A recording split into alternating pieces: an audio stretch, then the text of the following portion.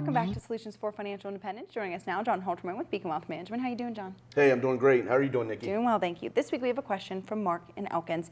He's a medical professional and he's 53 years old. He says, I'm fed up with my job right now. I have a pension, Social Security, and some retirement plans. Really thinking about retiring. Is that feasible at my age? Well, Mark, you know what? I understand, man. A lot of people are fed up. I mean, we get to that point to where regulations change, jobs change, your lifestyle changes. And you sit there and you say, okay, do I have enough?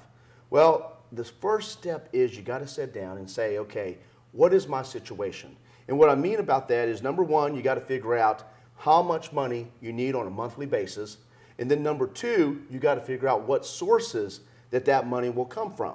Well, in a perfect world, we would have enough in a lump sum to be able to take a distribution of under 5% to be able to fund your monthly income. If that's not your situation, then what we have to figure out is, okay, what is going to come from investments versus fixed sources? You mentioned a pension, you mentioned Social Security. Well, those typically are not accessible at his current age. So what we have to do is say, okay, what can we get from his investments now? Does he have any non-qualified money? Non-qualified money means where it doesn't have any special tax treatment.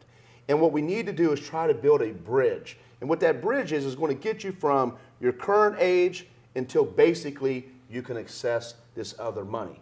Now, the idea is you put this money aside, you take from it every year with the idea it's going to eventually liquidate, but then you'll replace it with your pension and Social Security down the road. So don't know complete details, but again, sit down, assess everything you can, find somebody who's an income planning specialist, and make sure that they walk you through all the possibilities. All right, thank you so much, John. Folks, don't go anywhere. Much more for you after the break.